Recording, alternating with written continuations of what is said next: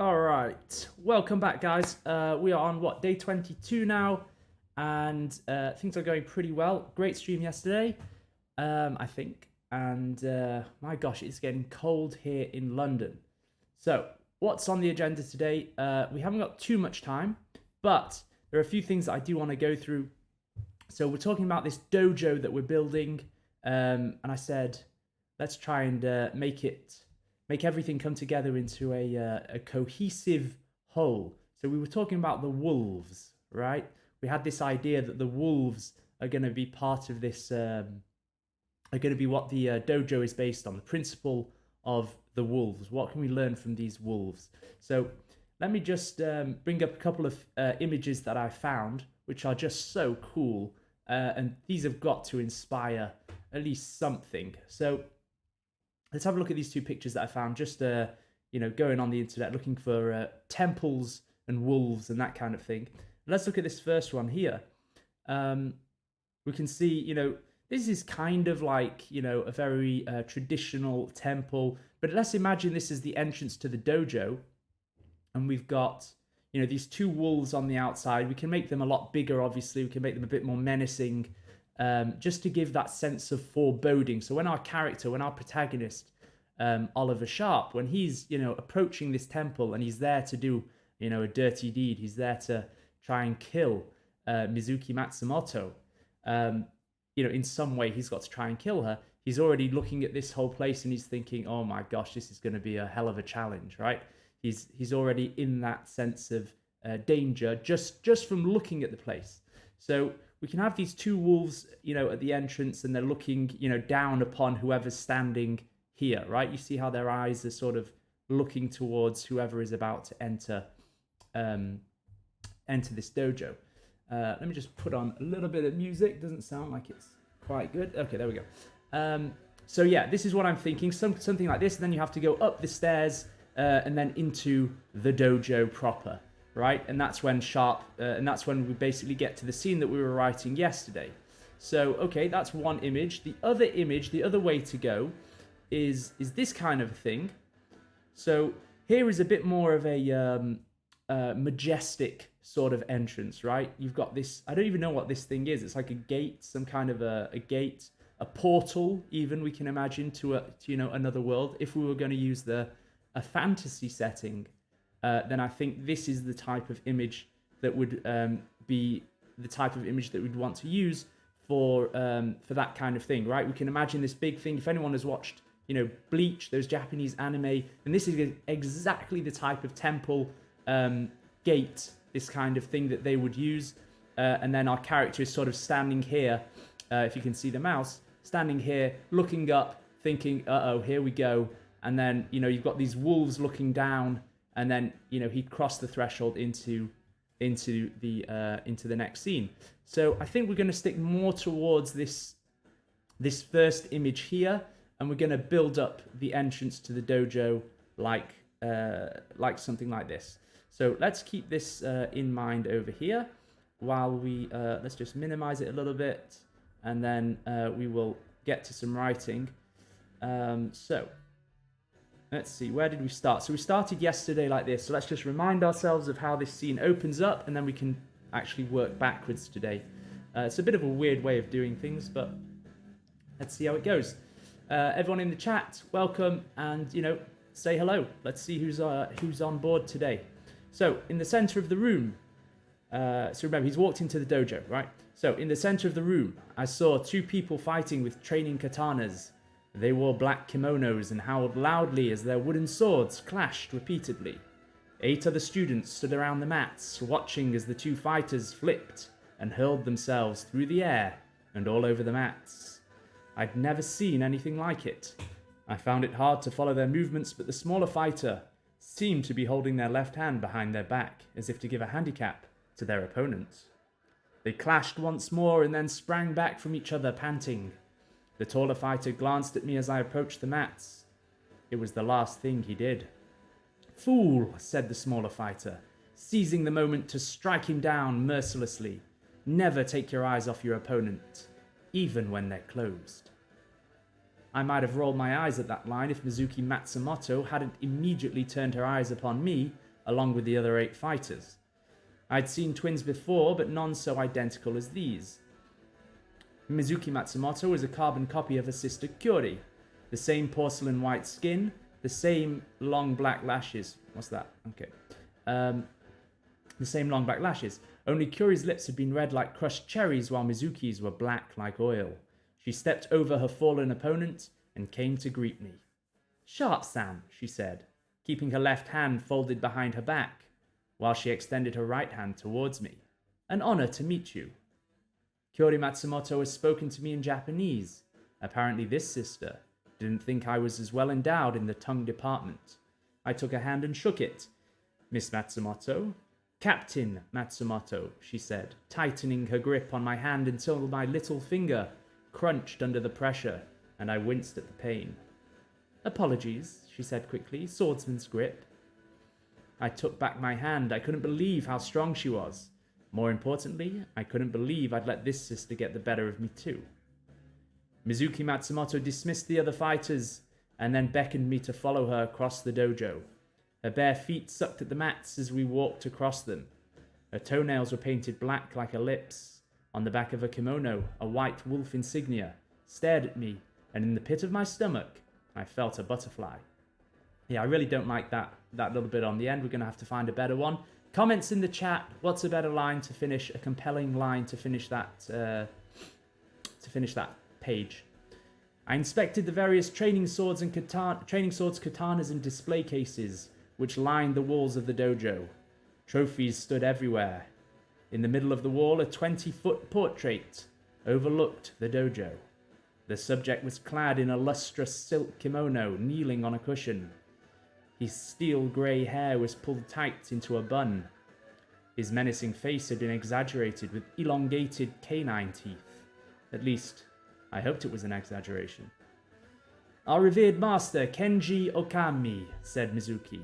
"Yakuza Captain No. 7, head of the clan Okami, founder of the Okami Fighting School, and he who laid claim to the 7th Ward, Koto, of the great city, Tokyo."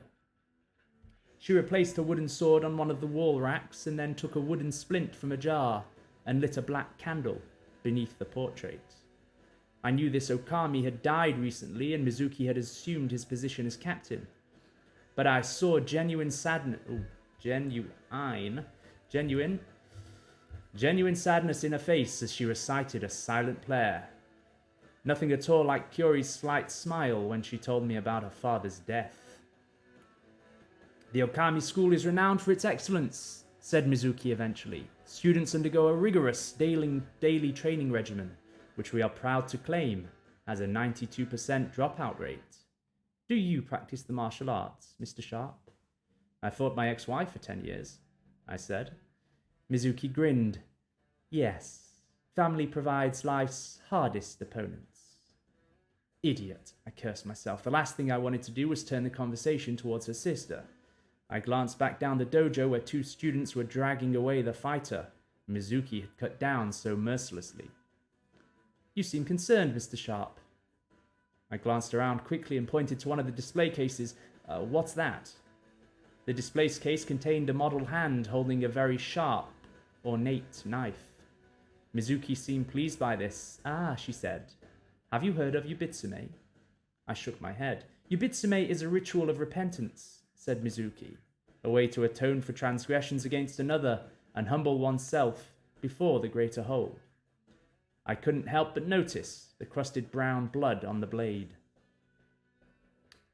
"Some say this ritual originated with degenerate gamblers who could not pay their debts, but in fact it dates back much further, to the ancient samurai and legendary swordsmen.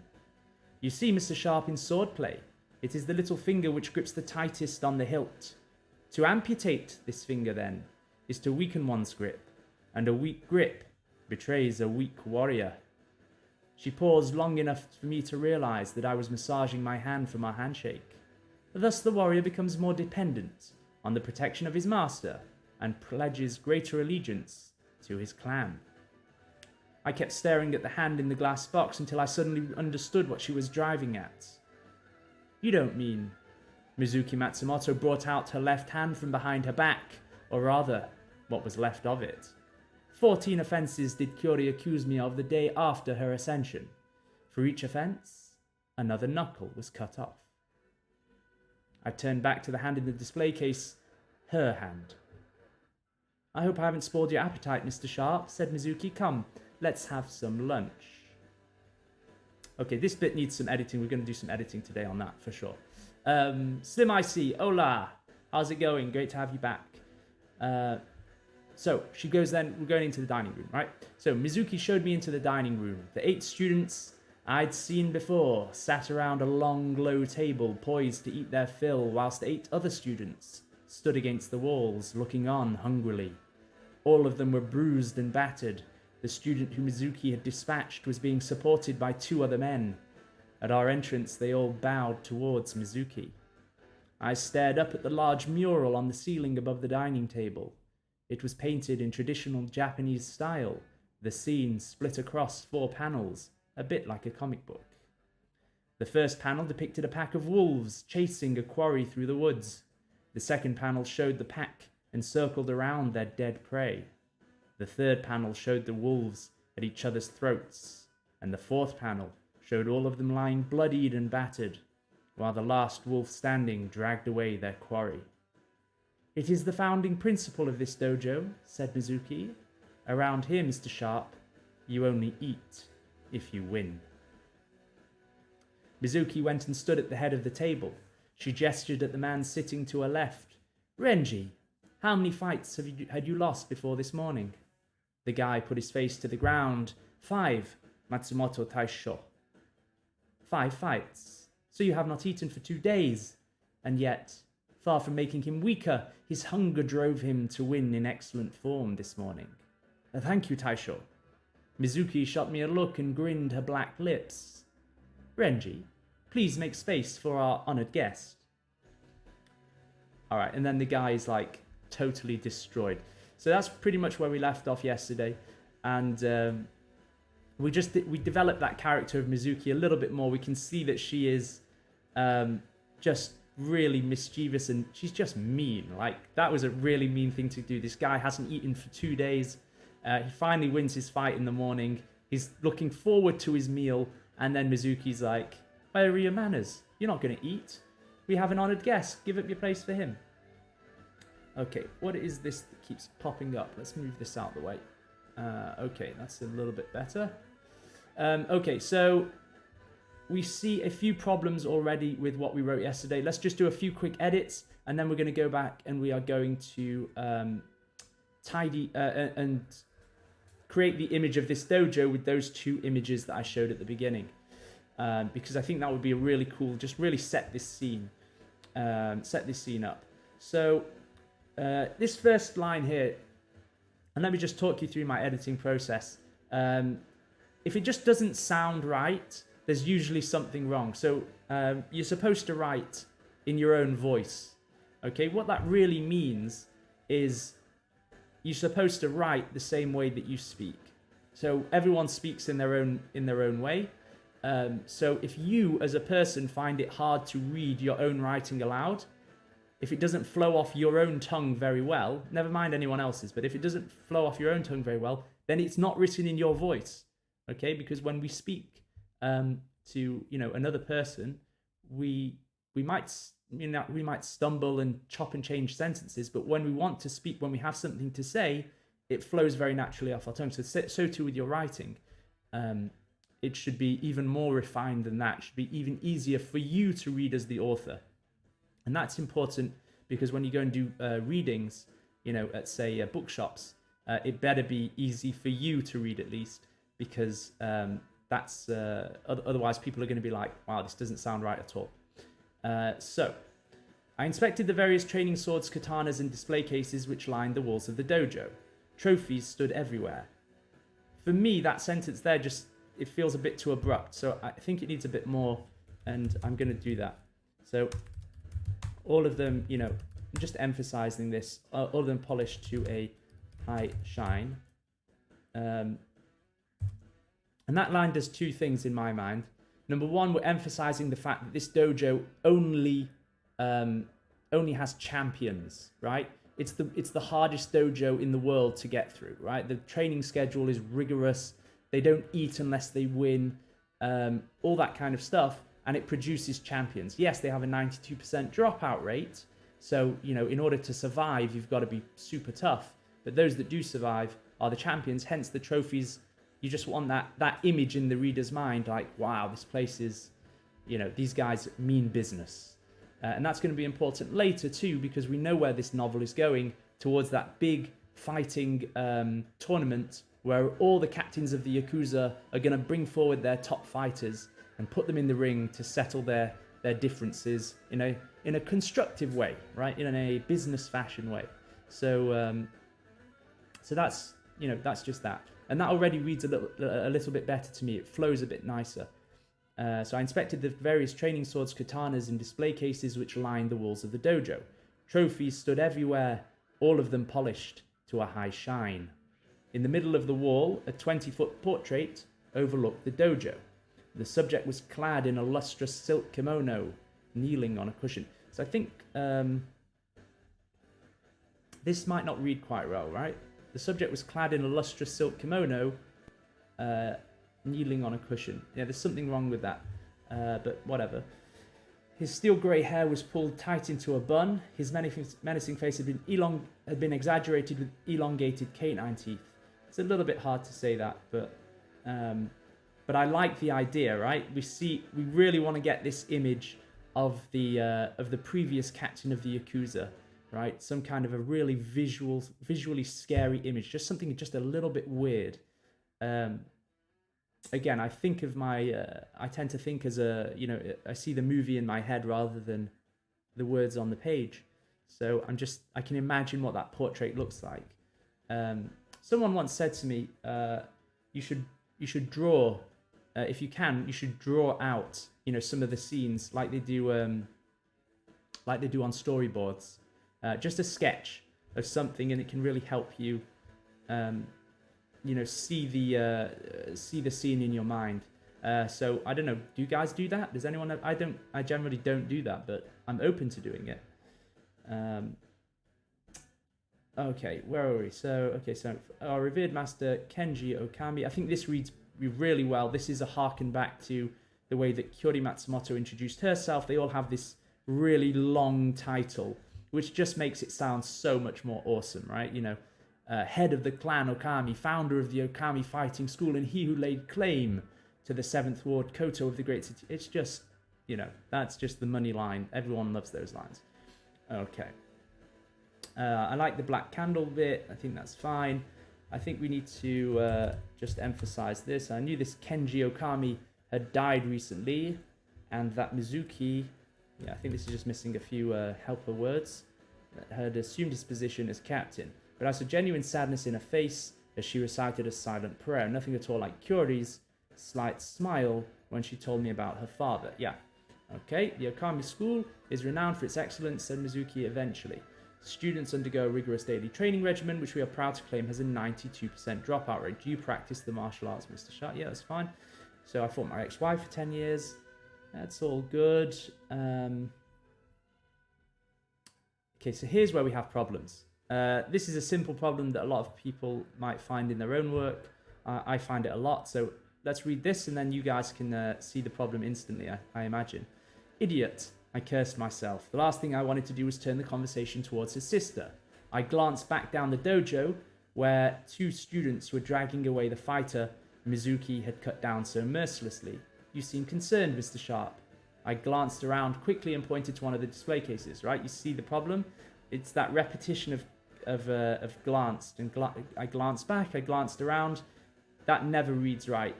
If you just repeat that same word, it's just, I don't know, maybe I'm being overly pedantic, but it just doesn't read right.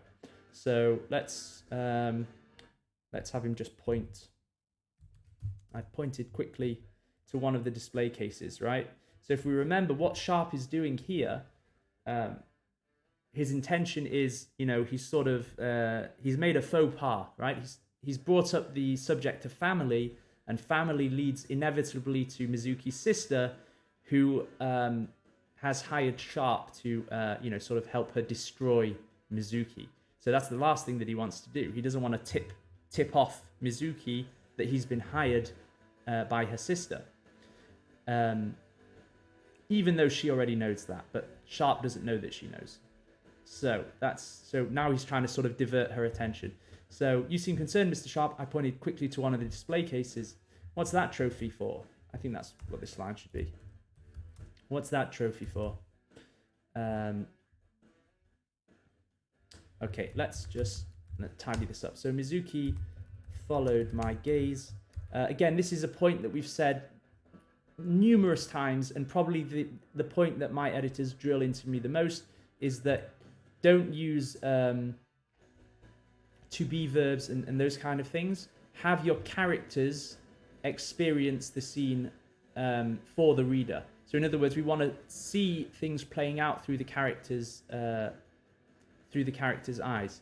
So instead of just saying the display case contained a model hand holding a very sharp ornate knife, have one of the characters look towards it, right? Have them. It's sort of camera direction for the reader. That's the kind of way to describe it, I guess.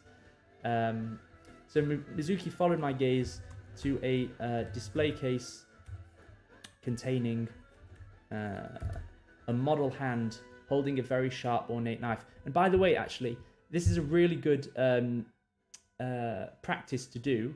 I challenge you, anyone in the chat, anyone who's going to be watching later, go and grab your favorite book, whatever it is, and just read any couple of pages. Just pick 2 pages and see how many to be verbs you find.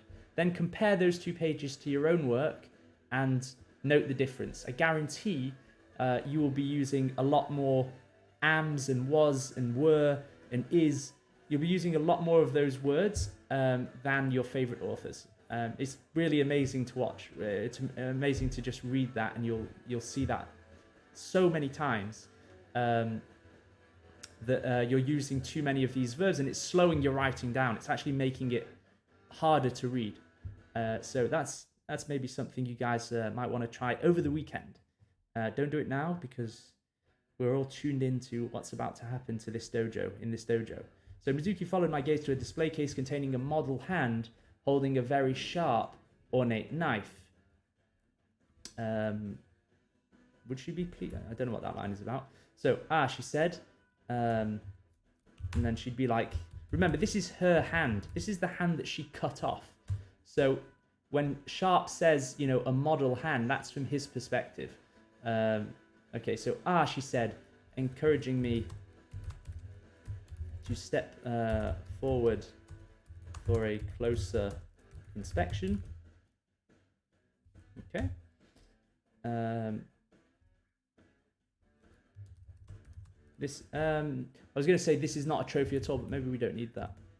Have you heard of Yubitsume? I shook my head.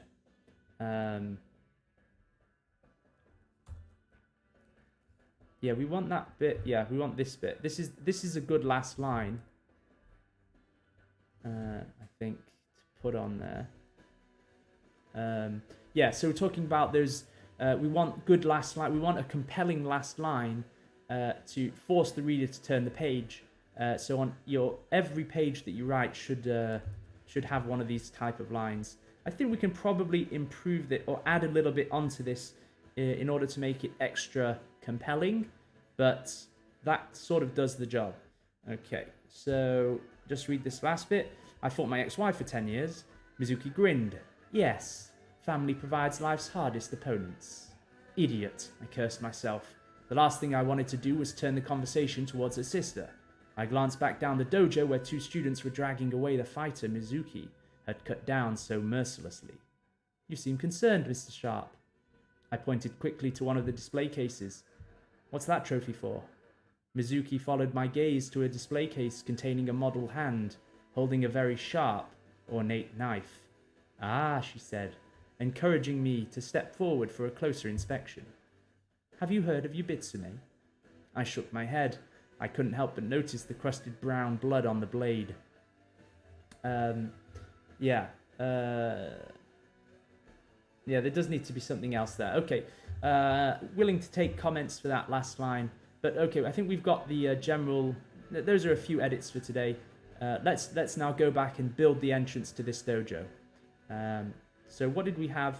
Yeah, so we had this idea of the stone wolves, and we know that the last line of this page is going to be, I walked inside the dojo, something like that. The reader now wants to see what's inside. So the purpose of this page, which might be the beginning of a chapter, I don't know, but basically the purpose of this page is to build the anticipation for this dojo.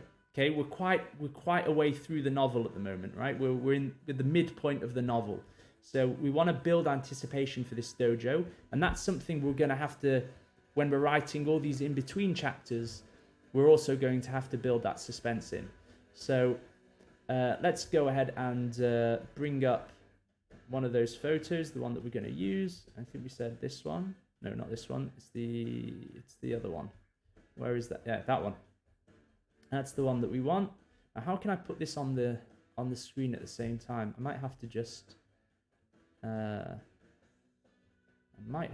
something like this. I don't know. Let's see. And then you guys can see what I'm using to sort of write. Okay, whatever. It's probably not that important that you guys can see that image, but I'm basically using this to create a similar setting for this dojo.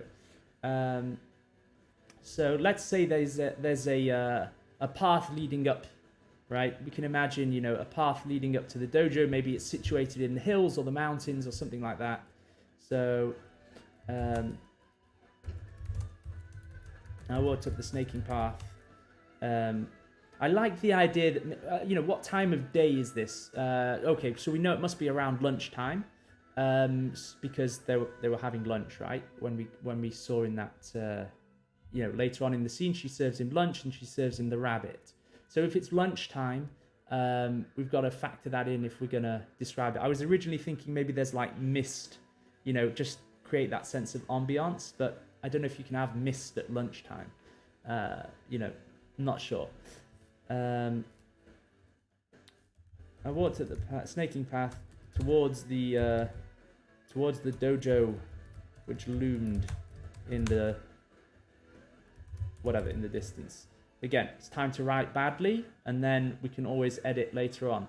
But I think the first image is the opening of this chapter, which it feels like it's going to be another chapter. So let's we can imagine the previous chapter ended something like, the dojo is, in 12 miles east of whatever, some building. If you want it, you're going to have to go there. If you want to meet Mizuki Matsumoto, then you're going to go there. Or maybe it's something like this. So if we remember in chapter 1, Kyori Matsumoto, the older sister, how this whole thing started was Sharp was at our protagonist Sharp. He was in his hotel, and he received a package saying, "Come and meet me, Mr. Sharp. I know who you are. Come and meet me at the Green Bird restaurant."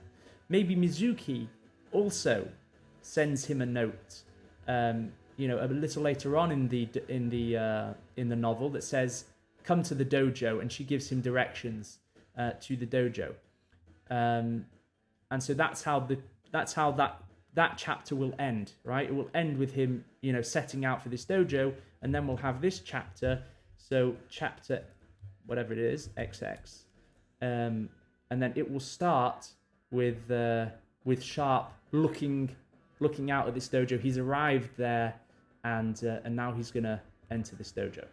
So again, these are just sort of logical things that we can all very quickly understand. All right, so I walked up the same, right.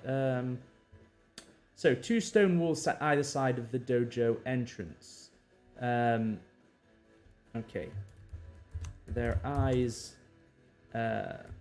were cast down upon whoever was whoever dared to stand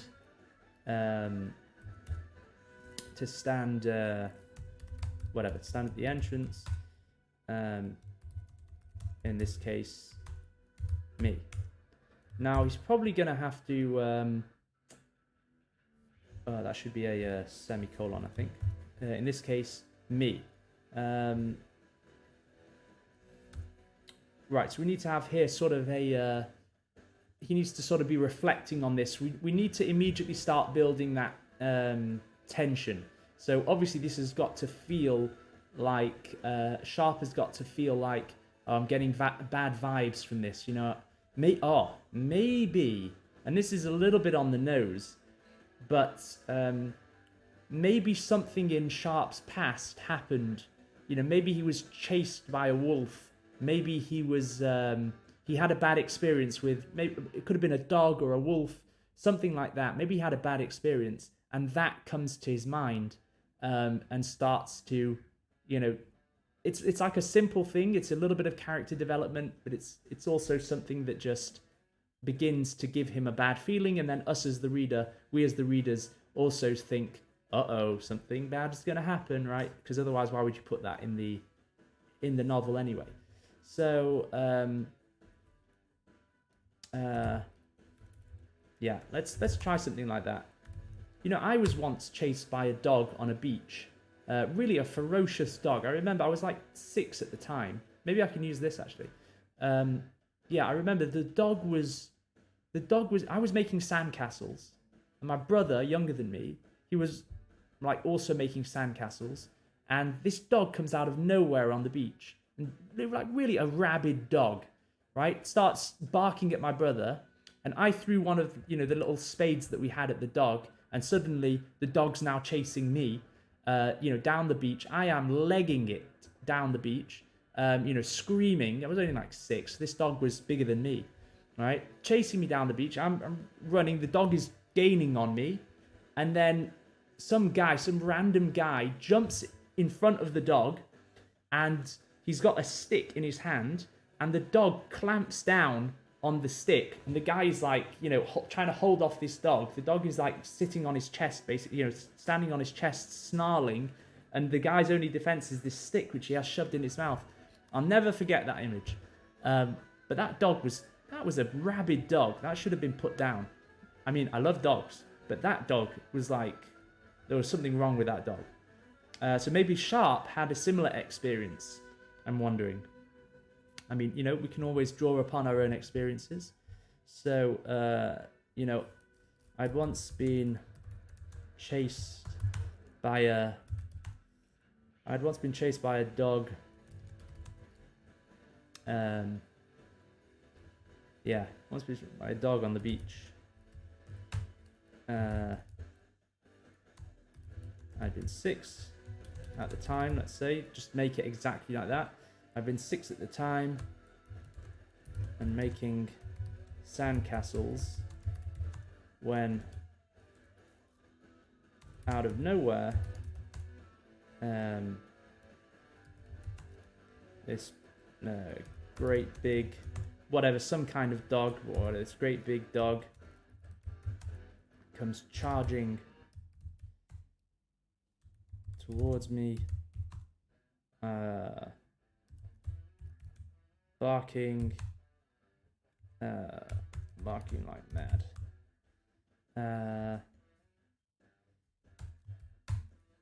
You know, I ran halfway down the beach. Or no, it chased me.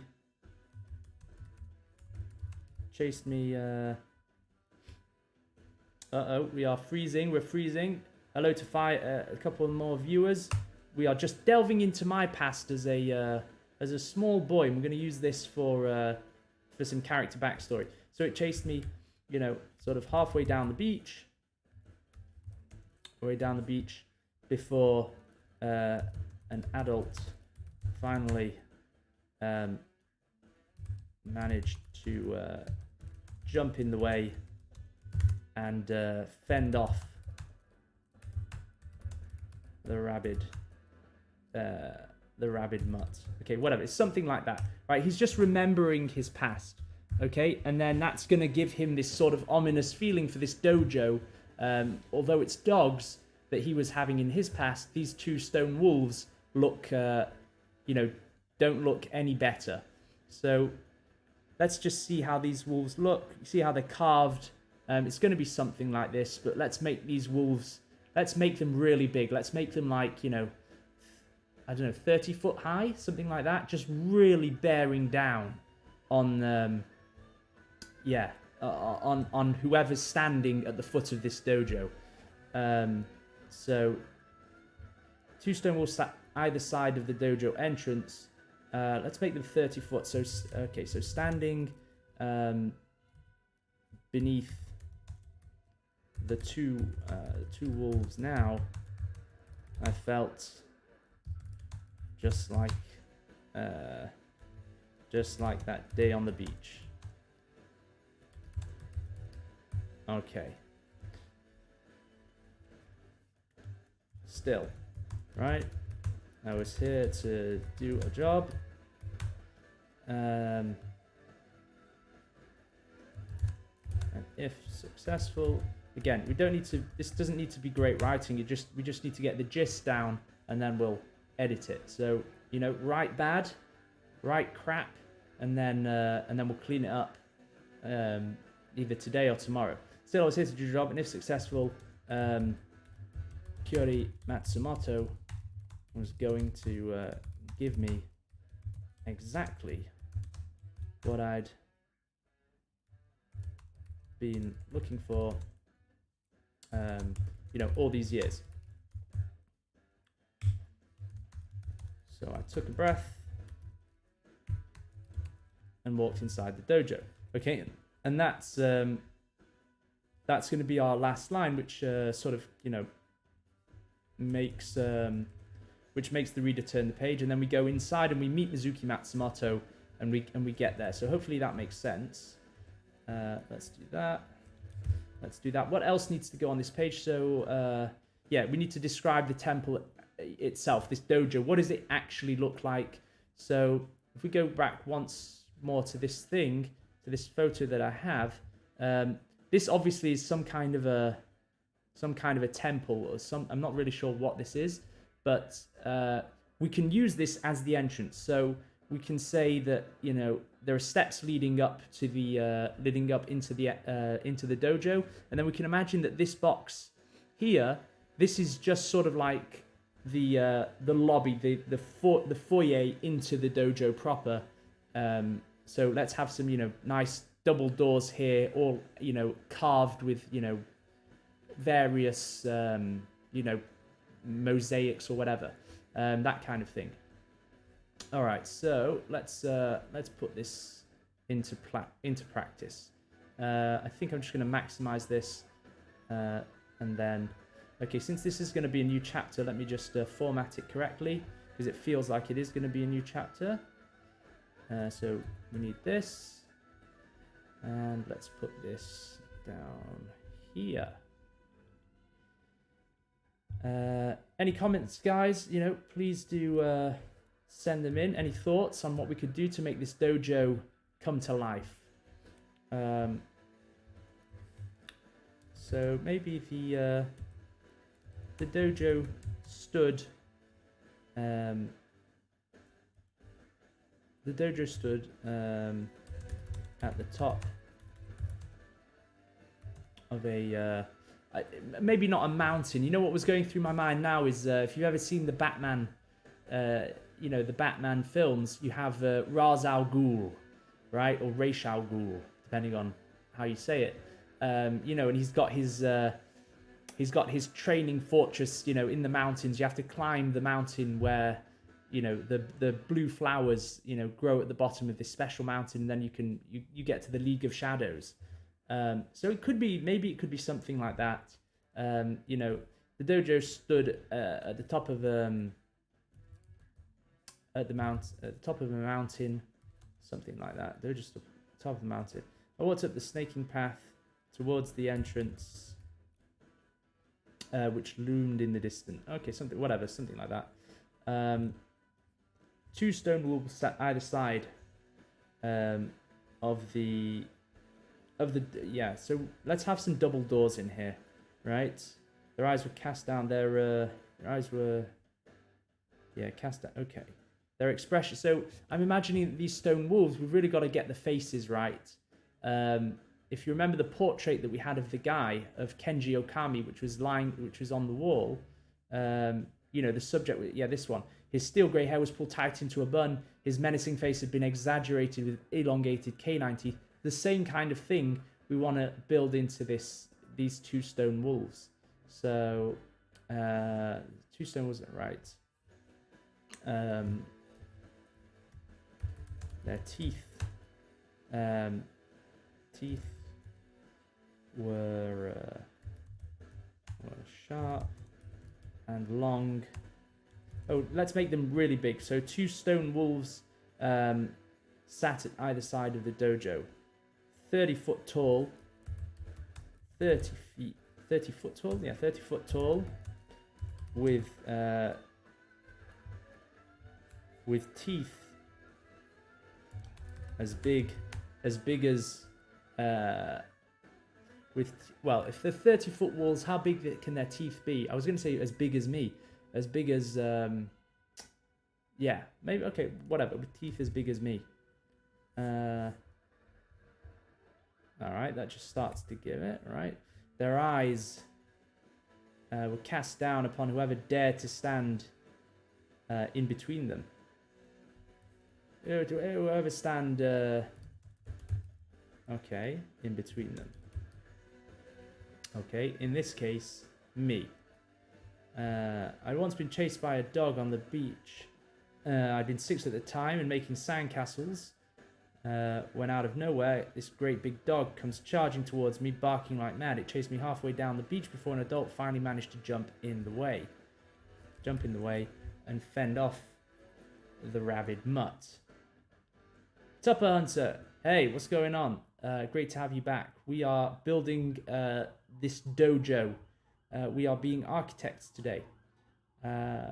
Okay, so fine. We have this thing, and then at the end, right, and then at the end it ends with this kind of a thing. So, how am I feeling? I'm feeling pretty good. Why? Do I sound like I'm not? Maybe my throat's a little bit sore. But, you know, that's life. How are you guys feeling? What's going on in the chat? By the way, where's Kitty? Where's Kitty? We've got to hear, you know, I've got those notes on your novel. So whenever you're back in, we're going to go through those. Yeah, Tupper, what's going on? How are you doing? What are you up to today? Any more writing done? Oh, and I did try and get on the Discord. What was it for the Twitch Writers Network? Yeah, so I just need an invite. I need a link.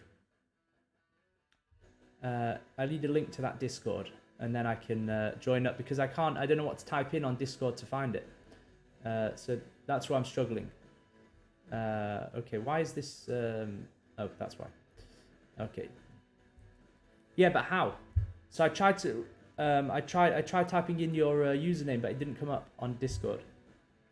So I don't know why. Oh, there's a V at the end?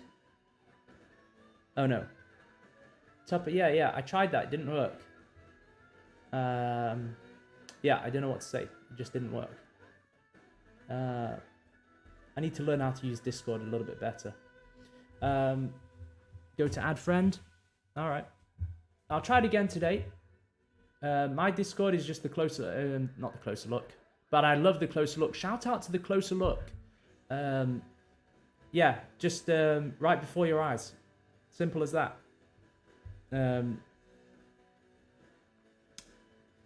Okay, so what are we doing? We've got this dojo, yeah, we've got this dojo sitting on the mountain. I walked up the snake path toward the entrance, which loomed in the distance. 2 stone wolves sat either side of the dojo entrance. 30 foot tall, with teeth as big as me. Their eyes were cast down upon whoever dared to stand in between them. In this case, me. This might not be the greatest line. It's not that simple as it has hashtag numbers. Does it? Oh. Okay, one sec. Let me see. Let me just see this. Let me go on my Discord. Very, very quickly. Apologies, guys. 1 second. But, you know, we are helping each other out. Okay, open Discord. All right, Discord always does. Waiting for it. Slim Icy, you still there? Are you on Discord?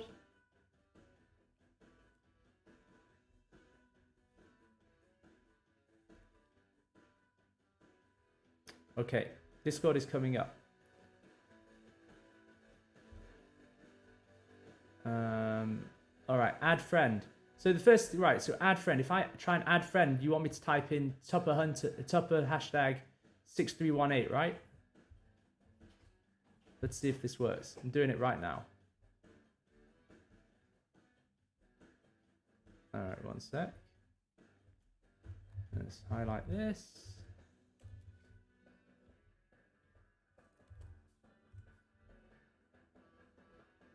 Oh, hey, it worked. It didn't work last time. Okay, it says success. Your friend requested Tupper was sent. All right, so you should have that. Great. Okay, that's easy. And there we go.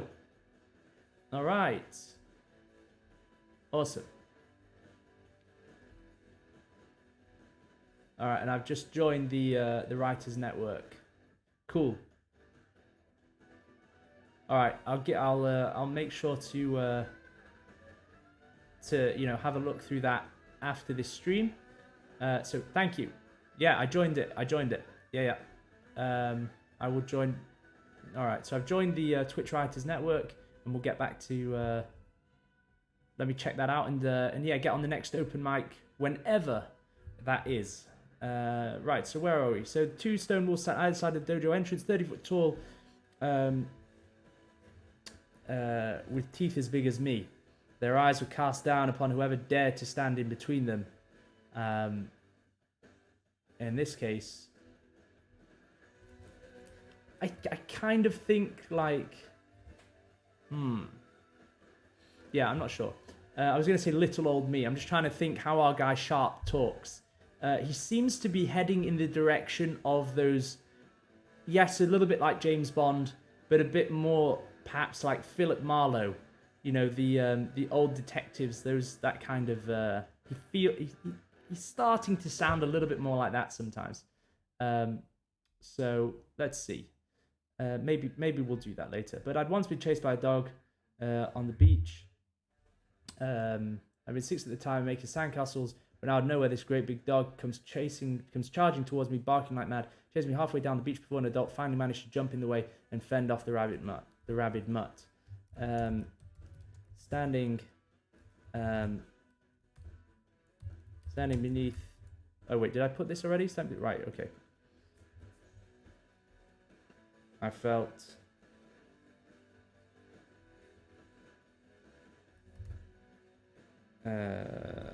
Felt just as scared as that day on the beach. Sim IC, great to have you back. Okay, so the question is, what else do we put to make? We've got like 12 lines. What else do we put in here to carry on? And I think the answer is that this is one of those times where, because we're writing this novel very sporadically, that this section right here needs to be filled with stuff that has happened in the previous chapters, right? This is where Sharp is thinking about all the stuff that's come before, right? He's standing on the precipice, right? He's debating. He's in that internal debate stage. Should I go in? Should I not go in? And he's deliberating on everything that's come before, right? So probably people have given him advice. People have given him. He's heard things about this place. He's heard things about Mizuki Matsumoto and what this dojo is like. So what I'm gonna do is put in brackets. Sharp thinks about all the information he's got so far regarding Mizuki and this dojo, and the warning to stay away. Okay, so it'll be something like that, and that's what's going here. Okay, so I'm just gonna keep that like that, and then that's it. So that's done. That's easy. Okay, so I took a breath and walked inside the dojo. Right in the center of the room, I saw two people fighting with, and then we're back into where we left off. Okay, so that's fine. Now we edited this part, and we have these, a white wolf insignia stared at me, and in the pit of my stomach. So here, okay, now that we've used, okay, so this is maybe quite nice. Do you remember? Okay, so we had this idea of him being chased on the beach by a dog. Maybe this line is better served. Something like, on the back of her kimono, a white wolf insignia stared at me, and in the pit of my stomach, I felt just like I did that day on the beach. It's just tying everything together. What happened to the music, by the way? Why does this always happen? The music sort of just shuts off every now and then. Let me bring this music back up. Sounds too quiet. There we go. All right. Okay. So let's carry on with this scene and see if where else we can improve it. What needed to be done? So I inspected the various training swords. Yeah, we did this bit, and we get to this bit about Yubitsume. Have you heard of Yubitsume? I shook my head. I couldn't help but notice the crusted brown blood on the blade. Okay, so Yubitsume is a ritual of repentance, said Mizuki, a way to atone for transgressions against another and humble oneself before the greater whole. Okay, so this should all be one thing. Some say this ritual originated with the degenerate gamblers who could not pay their debts, but in fact it dates back much further, to the ancient samurai and legendary swordsman. You see, Mr. Sharp, in sword plates, it is the little finger which grips the tightest on the hilt. Okay, so to amputate, yeah, we know all this stuff. I think this bit is where we're still having there seems to be, I don't know, something that doesn't read quite right here. So this part needs to be edited. Oh crap! I've got to be careful on my time here. We started late today, and I've got work soon. But let's try and finish at least this little bit here. So what I'm thinking is, if I take a macro look at this scene, at this chapter, we have, this is, by the way, a very good thing to do, I think, in general. So imagine this chapter as a whole. It's the dojo chapter, right? So the first thing that you do in any chapter, so assuming this is a dojo chapter, the first thing we're going to do is introduce the dojo, right? Just what does it look like, and what does our protagonist feel about the place just from the exterior, and what has been told to him previously, what is the baggage, so to speak, that he is taking in to this dojo with him. Okay, that's what this bit was about. So that's the first page. That's the first thing we do. The second thing, what is the first thing he sees inside the dojo? What is his first experience? Okay, and that is seeing Mizuki Matsumoto essentially be ruthless in a fight. He understands that this dojo is not a place. All his fears are confirmed, so to speak. He sees that this dojo is not a place where you can mess around. The students are serious fighters. They are ready to attack any outsider. So that's the second thing we do is let's get a first impression of this dojo from the inside. And we also introduce the character of Mizuki Matsumoto. So that's page 2. Page 3, we get a little bit of the background of the dojo, and a little bit of the backstory of Mizuki. We're deepening this character. Okay, we're doing the character development here, and we are starting to build the suspense towards the climax. That's page 3, right? So page 4, again, we now sort of heighten the danger. Right, we're talking about Yubitsume, a ritual of repentance, right? Laying the groundwork, because we know that at the end of this chapter, Sharp is going to get caught, right? Mizuki Matsumoto knows that he's a traitor. Well, not a traitor, but like an undercover agent. She knows that Sharp is working for her sister. She knows what the game is, and she is going to turn the tables on him at the end of this chapter, right? So it seems like maybe Sharp is going to either have to do this Yubitsume ritual to himself. He's going to be, presented with a knife. He's going to be given the knife and the option to either cut off his fingers like she had to, and swear allegiance to Mizuki Matsumoto, and maybe play double agent. So he's going to be sent back towards Kyori, or we said potentially he's going to be basically chained up and then thrown to the wolves in this big tournament between the Yakuza captains, which is towards the end of the novel. That's the big finale. So this page is, again, it's sort of building up the character of Mizuki Matsumoto. It's laying the groundwork for the finale, which is important, right? We want to know, oh man, what's going to happen if this guy gets caught?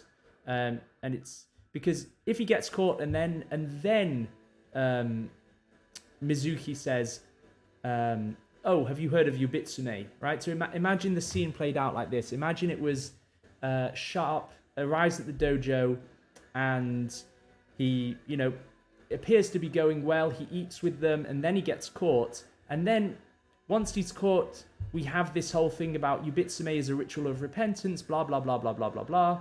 It wouldn't have as much impact as it does if the way that it is now.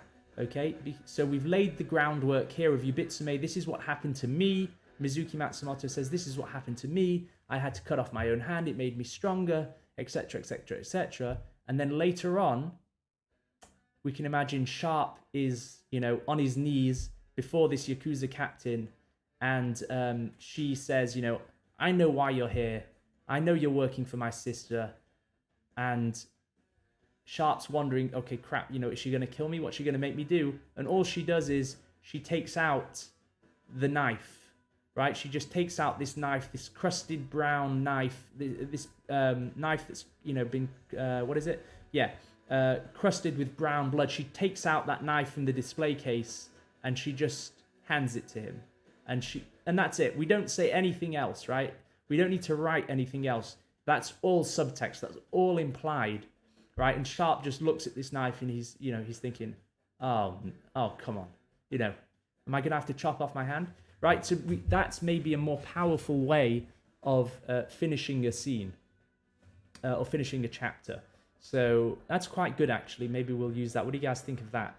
Did that make sense? I was trying to explain it in a way that just what's in my head onto paper. It's a lot like what we did with. The whole story about the tanuki and the rabbit in chapter 1, where the rabbit is the hero of the story. And then here, at the end of this meal, Mizuki says, it's my favorite we're eating today, and it's rabbit. As in, you're cooked. I know you're working for my sister. So that's basically what I'm thinking maybe for this chapter. That's how it's going to end. Okay, so let's write that in. She opened the glass display case, removed the knife with the crusted brown blade, and dropped it in front of me. Okay, and that's it. We could literally end the chapter like that, or end the torture scene like that. So I think this line is good to end a chapter on. Mizuki said Mizuki, watching my reaction very carefully. She said rabbit. Okay, and that's we know what that means. We know the subtext of that line. So then the next scene. So let's just write this. So torture scene, or not really the torture scene, but the jig is up scene. This is the scene where Mizuki reveals Mizuki reveals, she knows, or she knew all along that Sharp was working for her sister. Okay, and then she opened the glass display case, removed the knife with the crusted brown blade, and dropped it in front of me. So, wondered what she was going to do. Again, this is just sort of bad writing, but let's just build this scene up in our heads. How should I, make you repent your sins? Okay, something like that, right? They reach this point where Mizuki has said, I know you're working for my sister, and then Sharp is wondering, what's she gonna do to me? She's gonna kill me or not, right? If you're gonna kill me, go ahead. And oh, Catherine Green, great to have you following. Thank you so much. Really appreciate that. Say hello in the chat. Are you a writer? Tell us who you are, and what you're up to. So Mizuki basically captures him and says, it's time that you repent for your sins, and she just drops this knife in front of him, and then we're going to, Torture scenes are rough. I have to write one soon. Dreading it a little. I've never had such a dark story. Cool. What kind of genre are you writing in? Are you fantasy? We've got a lot of spec fiction guys on here, it seems. So yeah, let us know what you're writing, and feel free to, suggest points. I've done a couple of torture scenes in my time. Actually, there was a good torture scene in my first book, Hearing Voices. That was dealing with the Ukraine, the Odessa mafia, actually. Oh wow, I use mafias quite a lot in my writing. That was pretty cool, and my editor scared the life out of me with some of her suggestions on what to put in that torture scene. Okay, so I think this is a scene coming up, so we can put this into the future. Right. And we have the setting for the climax. Okay, so we've actually pretty much sketched out the whole of this novel. It seems like we haven't focused on it, and yet it's already come together. Sim Icy with less of a torture scene and more of a beatdown. Yeah. So I don't know if you guys watched, if you were around for my stream, I think it was last Friday, when I sort of went through one of the, who was it? What's that science fiction? Roger Zelazny. When I went through some of Roger Zelazny's work. Roger Zelazny, by the way, one of my favorite authors of all time, fantasy writer. When I broke down some of the fight scenes, or one of the fight scenes in his book, and any of these scenes, fight scenes, torture scenes, I think this is where a lot of us have a lot of problems, at least initially, and then with experience we learn, oh, it's actually a lot simpler than what we think, and you tend to be focusing on the wrong things. It's all about building tension and suspense rather than describing the gore and the cutting of the flesh. Nobody really cares. That's not really what you're trying to do. And in fact, something like this, when we're talking about Yubitsume as a ritual of repentance, a way to atone for transgressions against another and humble oneself before the greater whole. Some say this ritual originated with degenerate gamblers who could not pay their debts, but in fact it dates back much further, to the ancient samurai and legendary swordsman. So this, in fact, although it wasn't written with that intention, there is subtext here, right? Yubitsume is a ritual of repentance, said Mizuki, right? She's already laying the groundwork, because she already knows that he's a traitor, that Sharp is a traitor. She knows what he's there for, and she's just waiting to spring this all on him, right? It's a ritual of repentance, i.e., I'm going to make you repent for this sin that you are trying to commit against me, right? I know you've been hired by my sister, and I know you're trying to fool me and trick me. You will repent. But she doesn't say it outright. She lets it build slowly. And then later on, when she drops that knife in front of Sharp, we as the audience go, oh no, he's going to have to cut off his hand. Okay? And that's much better than... And then we end the scene there, right? We just cut. We cut to black. Okay? That's much better. That creates much more suspense than, describing Sharp actually having to cut off his hand and all the rest of it, right? Usually, if you can keep the action off screen, but build it up in the character's mind, let the reader's mind what's the word I'm looking for? If you can let the reader sort of imagine what it's supposed to be, then that's usually better than describing it explicitly. Okay, in fact, that's one thing that they say, psychologists say, if you've been through a traumatic experience, it's constantly going around in your head, and it's much worse. You build it up you really build it up. You keep replaying it in your mind. You exaggerate the details. And one of the practices that they do is that they actually make you write it down. So you've been through a traumatic experience. They say write it down, and that does two things. Number one, it makes it tangible. So you can actually hold it, you can screw it up, you can tear it into pieces, but also it stops your imagination going wild, right? It limits it, you're limited by the words. And we want to do the opposite in a torture scene or in a beatdown scene or in any kind of a scene like that. We want to do the exact opposite. So we don't want to put it down on paper and limit it to the words. We want to allude to it and let the reader's imagination make more of that than there is. Okay, because we've all seen torture scenes, in movies and TV shows. We've all seen those, so our imaginations can run wild.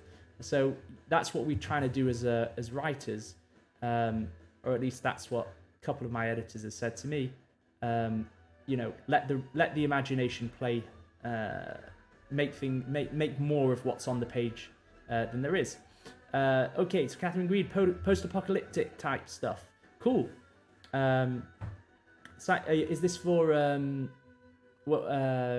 young adult? Is this YA that you're writing, or is this sort of for an older, more mature audience? Torture scene sounds like it might go more towards the adult spectrum, end of the spectrum. Okay, we have the idea of where this is going today. Cool. So, anything else to do? I don't think there's much else to do today. On the weekend, it's time for a little bit of a think on the next scene that we're going to write. I am very tempted to write the torture scene that we know has got to come. So we're going to have to, sort of give a think about that and all the necessary dialogue and thing that's going to have to go in there. I'm tempted to do that scene, or possibly begin to sketch out the, more towards adults for sure. Yeah, I think that's a good idea, potentially for torture scenes. Gives you a bit more leeway. But it would be great if you could share that, a first draft of that when you get around to writing it, so we can all see it and we can all learn from it. I'm sure it's going to be a good one. So yeah, and then we have this climax. So let's just run through the climax now and just get it in our head. So setting it right, we said that the Yakuza, right, the Japanese mob. Let's just get this straight in our heads. They will not allow two of their captains, in this case the Matsumoto sisters, they will not allow war between their captains, okay? Because obviously that's bad for business and they are organized crime. So what they do instead is they create this tournament, right? And the captains can put forward their fighters. They can select people from their various wards and they can say, right, I put this fighter forward, a bit like a boxing match, obviously a little bit more like a bare knuckle boxing match, with weapons and all the rest of it. and whoever wins that match, the victor, to the victor goes the dispute, right? Oh, Coffee Quills, great to have you here. Yeah. So that's it. So we're building towards this climax where these two characters are going head to head in this sort of tournament setting, and obviously Mizuki Matsumoto, who owns this dojo where all all the fighters, all the students are put through hell every day to become the absolute best of the best. She's obviously the favorite to win, and if she wins, her dispute against Kyori Matsumoto will stand, and Kyori Matsumoto will have to step down as Yakuza captain. And obviously she doesn't want that. She doesn't even want to go to a tournament. She wants to, sort of take her sister out using our protagonist, Mr. Sharp. She's doing it, sort of under wraps and hoping that nobody finds out. But obviously they do find out. Okay, Catherine Green. Not so much of a full-on beating torture, right? Something that's been going on for a long time, though it is torture for sure. But if it's a good or bad thing, is more nuanced. Ooh, okay. That sounds intriguing. Yeah, there was the first line, the original first line for Hearing Voices. My first novel was, I was about to be tortured, and not in a good way. So that sort of reminds me of what you're just saying there. That line did get changed eventually. But, it's, torture can be a very interesting thing to play with in a novel. All right, so are we up to date here? Let's just read through this last bit, see if there's anything else we can add into it, and then we're done for the day. So, I inspected the various training swords, katanas, and display cases which lined the walls of the dojo. Trophies stood everywhere, all of them polished to a high shine. In the middle of the wall, a 20-foot portrait overlooked the dojo. The subject was clad in a lustrous silk kimono, kneeling on a cushion. His steel-grey hair was pulled tight into a bun. His menacing face had been exaggerated with elongated canine teeth. At least, I hoped it was an exaggeration. Our revered master, Kenji Okami, said Mizuki. Yakuza Captain Number 7, head of the clan Okami and founder of the Okami Fighting School, and he who laid claim to the 7th Ward Koto of the great city, Tokyo. She replaced a wooden sword on one of the wall racks, and then took a wooden splint from a jar and lit a black candle beneath the portrait. I knew this Kenji Okami had died recently and that Mizuki had assumed his position as captain, but I saw genuine sadness in her face as she recited a silent prayer. Nothing at all like Kyori's slight smile when she told me about her father's death. The Okami school is renowned for its excellence, said Mizuki eventually. Students undergo a rigorous daily training regimen, which we are proud to claim has a 92% dropout rate. Do you practice the martial arts, Mr. Sharp? I fought my ex-wife for 10 years, I said. Mizuki grinned. Yes. Family provides life's hardest opponents. Idiot, I cursed myself. The last thing I wanted to do was turn the conversation towards her sister. I glanced back down the dojo where 2 students were dragging away the fighter Mizuki had cut down so mercilessly. You seem concerned, Mr. Sharp. I pointed quickly to one of the display cases. What's that trophy for? Mizuki followed my gaze to a display case containing a model hand, holding a very sharp, ornate knife. Ah, she said, encouraging me to step forward for closer inspection. Have you heard of Yubitsume? I shook my head. I couldn't help but notice the crusted brown blood on the blade. And then we're into that whole thing. So that will come back and bite Sharp in the ass a little bit later on. Okay, and we've got this, right, so we've really built up this chapter now. It's pretty much finished. It needs, later editing once we have the full story. But this is looking pretty good. I don't know what you guys are thinking, how you guys think this is going, but I think we've done a pretty good week this week. even though it's been only 2 days. Yeah, I've got a few obligations coming up this month, so it will restrict the amount of writing days that I have in any given week. But next week should be Monday, Tuesday, Thursday, Friday, and then we are 3-day weeks for 2 weeks, and then we're back to normal, writing 5 days a week, and some slightly longer streams. So yeah. Okay, anyone have any questions or anything that they're writing on and they need some help? We've got maybe 10 minutes to put something on the screen if anyone wants to, and then we can all have a look at it.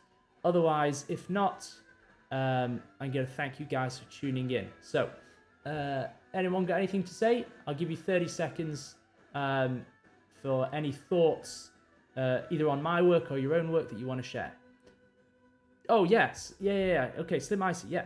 Let's bring up some work here. So, yeah. Okay, one sec. I'm gonna bring this up. So give me a second. And yeah, I did have some ideas for what you wrote. By the way, that online document is really good. So 1 second. Let me go on and bring this up. So you don't mind me bringing it up on the screen, right?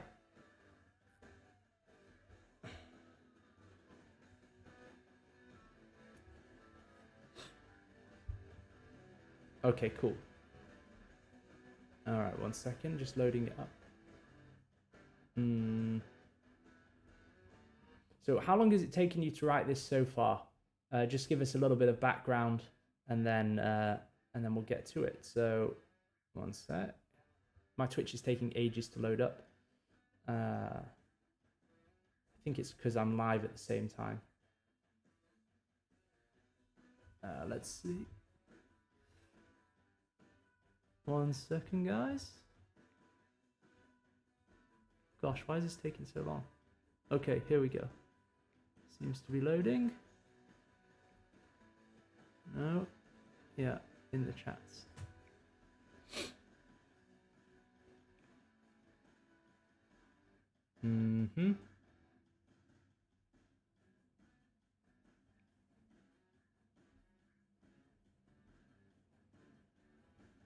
Yeah, wow, this is taking a long time to load. I don't know why. Okay, just started writing to get my style figured out. Okay, it's been on and off for several months, mainly because of work and plotting out the overall story. Okay, so you're a plotter, it seems. Whereas in this stream, at least, I'm pantsing my way through this novel. Come on, what's going on? Why is this taking so long to load?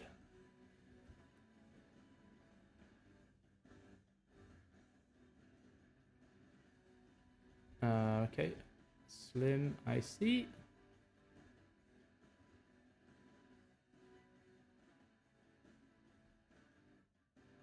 Come on, go to that link. Okay, yes.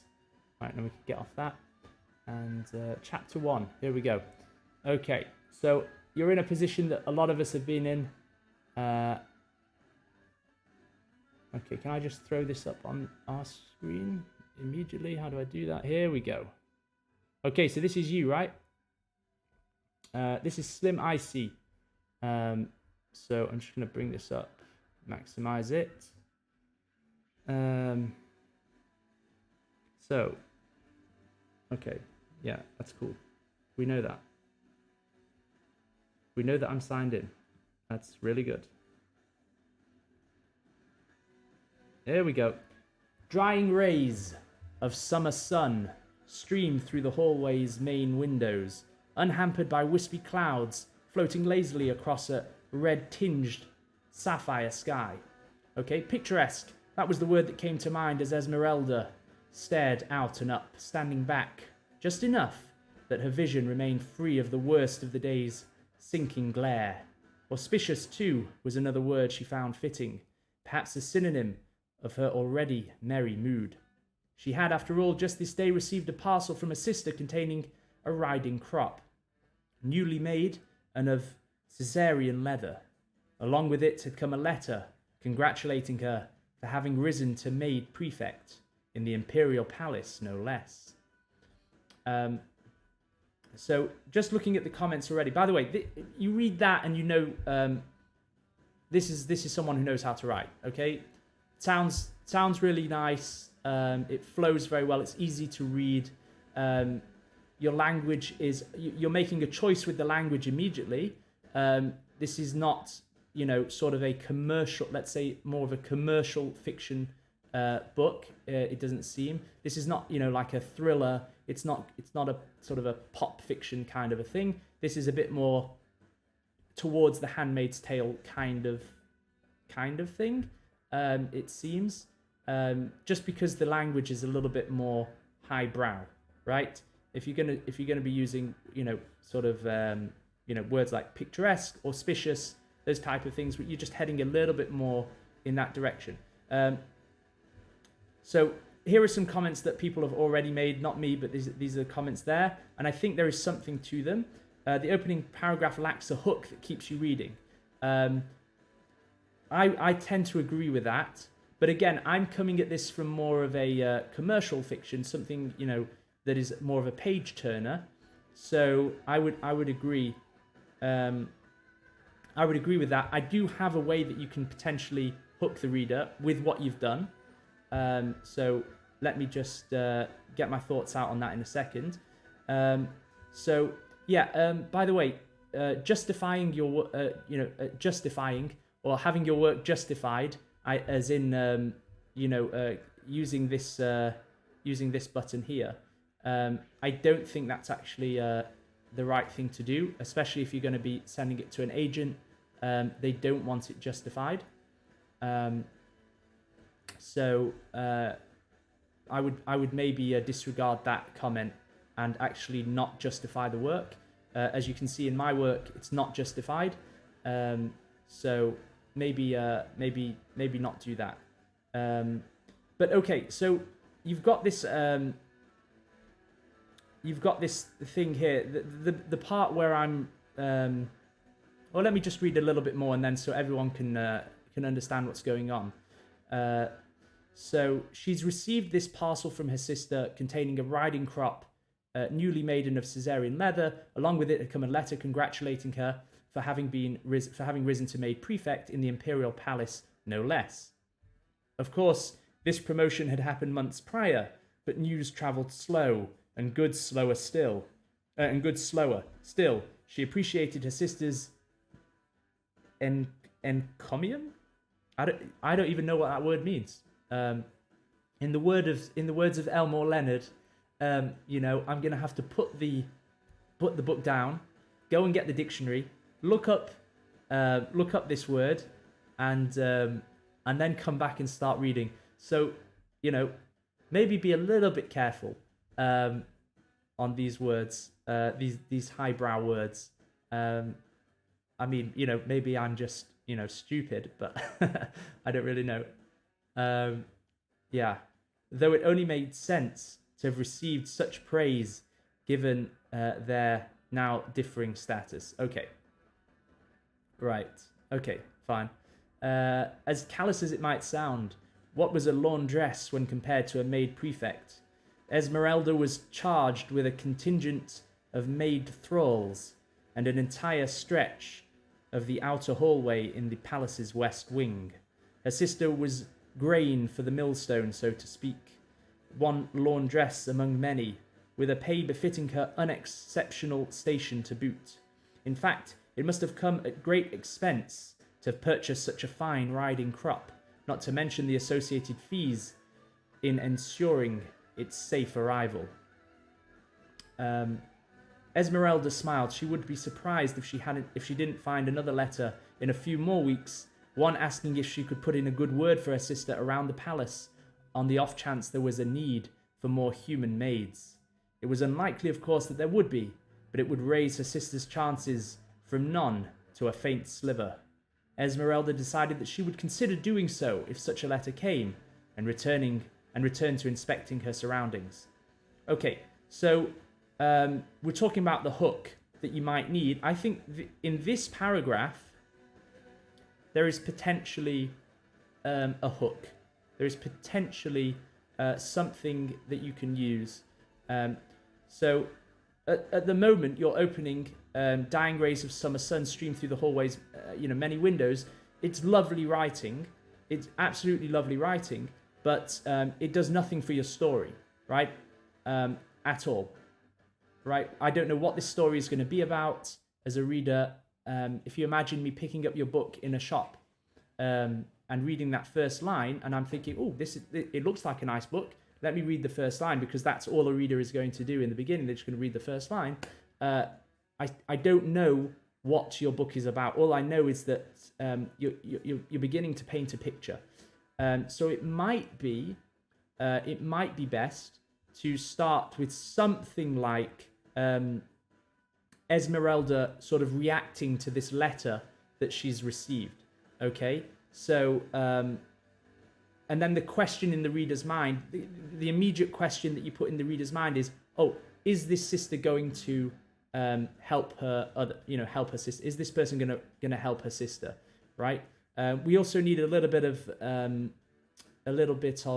context in terms of so Esmeralda, does she want her sister to be in the palace? Does she like her sister? Has her sister constantly been berating her for a place in the palace? Tell us that. Maybe Esmeralda is reading. She scrunches up. Imagine the first scene is this Esmeralda character sort of screwing up this letter in anger. I can't believe she's asked me again to find her a place in this palace, right? Something like that, right? She's angry at this sister who's constantly asking her for stuff, right? This riding crop, is that a bribe? Perhaps, is this the sister trying to endear herself, trying to garner some goodwill, right? Maybe they had a falling out in the past, and now this sister, realizing that Esmeralda is sort of going higher and higher in society, she's now trying to not say sorry, but try to take advantage of that. Okay, this is maybe a little bit of a better hook that you could possibly use. It just sort of starts to tell us immediately what this story is about, and I don't know what your entire story is going to be about. But if in the beginning paragraph, you tell me that this is a story where two sisters are at odds with each other, and possibly that this is set in kind of a fantastical land, then we start to have more of a sense of, oh, this is a story that I really want to read, right? Because we can imagine already that two sisters are at odds. We know what type of story that's going to be. There's going to be ups and downs. They're going to come closer together in the midpoint, and then everything's going to fall apart. And then it's going to be a question of whether they eventually do ultimately reconcile, or whether they just become absolute rivals, and it's a tragedy. Okay, but immediately in that first sentence, if possible, and certainly within the first paragraph, the entire story should be encapsulated somehow. Everything needs to be set in that. It's not that hard to do, actually. It sounds like you have to do a lot, but you don't. You just need to give a sort of a nutshell description, in my opinion, that really will just set up the entire story, and it just tells the reader, just stick with me, because I'm going to tell you a really good story, and then you can start to show off your writing, because, like I say, you can write, right? That's obvious from just reading this, right? We know that you can write, but that's not the most important question in a reader's mind. The most important question is this going to be a good story? Is this a story that I want to read? Does that make sense? So maybe I would just sort of flip these paragraphs around a little bit. That would be my sort of, that was my take when I read through this. Yeah,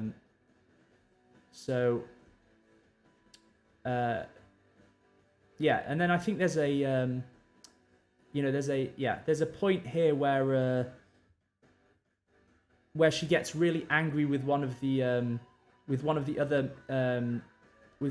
maids, with a new maid thrall. That's another that's another possible opening that you can use, right?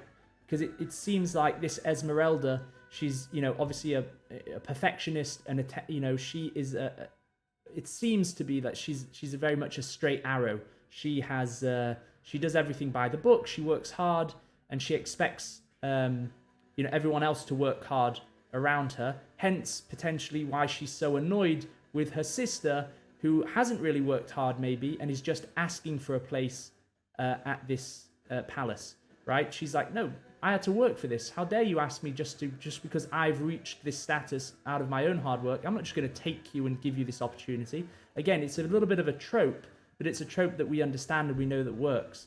So either of these two things could potentially be a good way to open. If you open with this, with Esmeralda essentially, admonishing one of her maid thralls, then that could be, that tells us something about who we're dealing with. We understand who this character is, right? She's a perfectionist, and she's a hard taskmaster. So again, you can maybe start with that. You're starting with a bit more action. What's the word? En media res, or race. I'm not so good at Latin. Whatever. But you want to start in the middle of things rather than the weather. Again, to quote Elmore Leonard, never start a novel with the weather. Again, it just doesn't help us understand what the story is about, unless there's only one exception I can think of, and that would be something like the tornado was getting closer, right? Something like that for your first line. You know that this is going to be a survival story. People are watching this tornado come towards them. So unless it's something like that, stay away from the weather. Again, we know that you can write, that you've demonstrated that, but the reader needs to know, first of all, is this a story that I want to read? And once you've done that, once you've hooked the reader, then you've bought yourself time. You've bought yourself time, and you can then start to paint the picture. So those are maybe a couple of points. I don't know if they're helpful to you. I hope they are. But those were the things that jumped out at me. I think, basically, I think what you've done is you've sort of started to write a novel, not knowing necessarily everything about it. You just started to write, which is a great thing. But usually you find that the first few pages of the novel, you can sort of skip those, and you can start a lot later.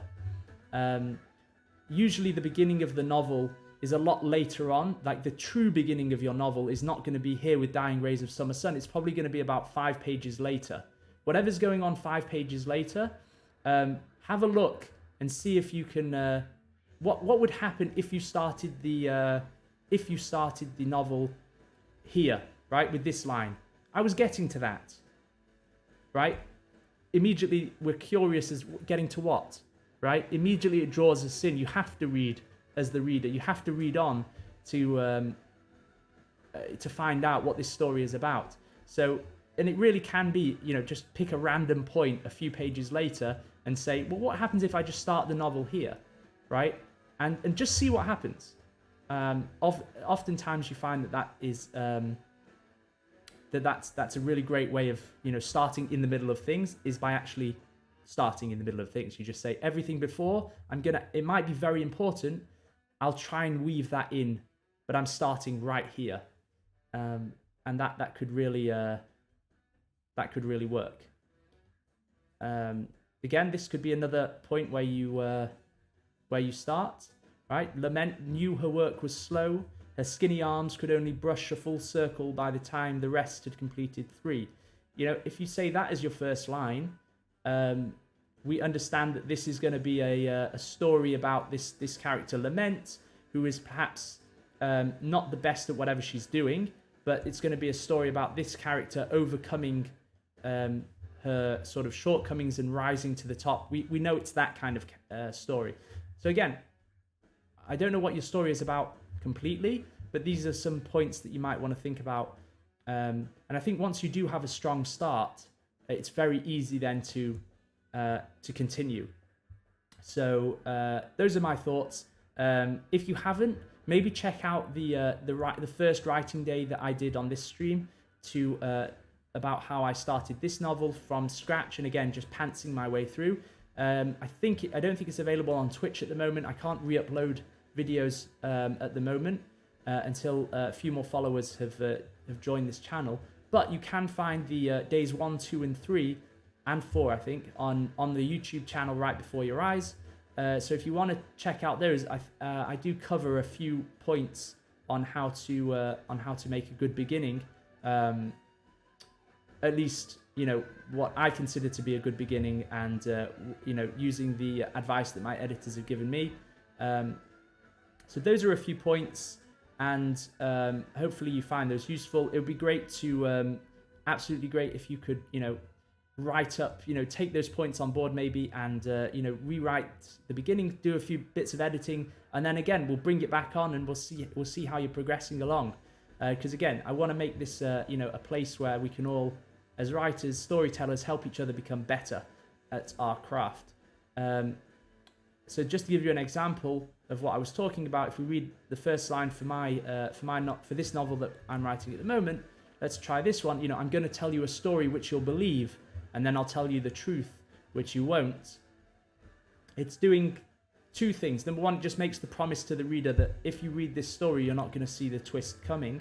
I have no idea what that twist is yet, but it's a line that just says this is going to be a thriller. It's going to be some sort of mystery, some sort of twisting story that if you put in the time, it's going to reward you.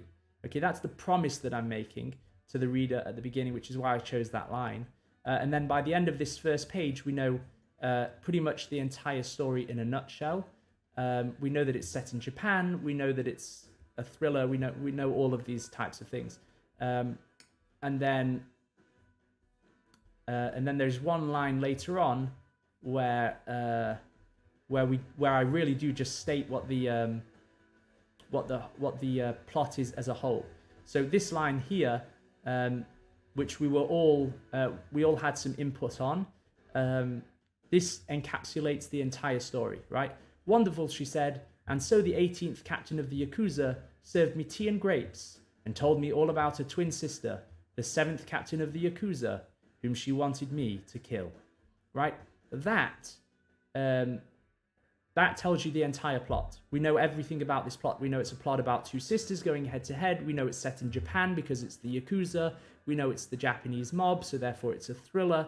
And we know our guy Sharp is going to be, you know, in the middle of things. So this could, you know, imagine I'd started the novel with this line, right? Again, you just instantly, as a reader, you read the first line, you pick up the book from the shelf, you read the first line, and you go, oh, okay, this is what I want to read. Yep, this matches my expectations. I trust the author, and then I can do as much scene setting and showing off with my language and my skills as an author as possible. So yeah, those are my points. Hope you found them useful. Anyone else in the chat who wants to you know, get in on this and you know, put some of their work forward, I think it's really helpful. Certainly reading your guys' work helps me with my own work. And, you know, if I can share back some of the encouragement and ideas that you guys have given me with while I'm writing, then all the better. So, okay, that's it for today. Good day, good week of writing, even though it was a short one. I will be back Monday. So, a little bit of a break, and hopefully we're going to get into the finale, perhaps, of this novel. We're skipping ahead, you know, we're doing all the cool chapters, we're doing all the good chapters, and then we'll fill in the slower parts at the very end, and hopefully we'll end up with a pretty good novel. I like where it's going so far. I hope you guys do too. Any other questions, you know, please do either whisper them to me or put them in the chat, and we'll get to them in due time. Cool. So yeah, really good, guys. Please do follow, subscribe.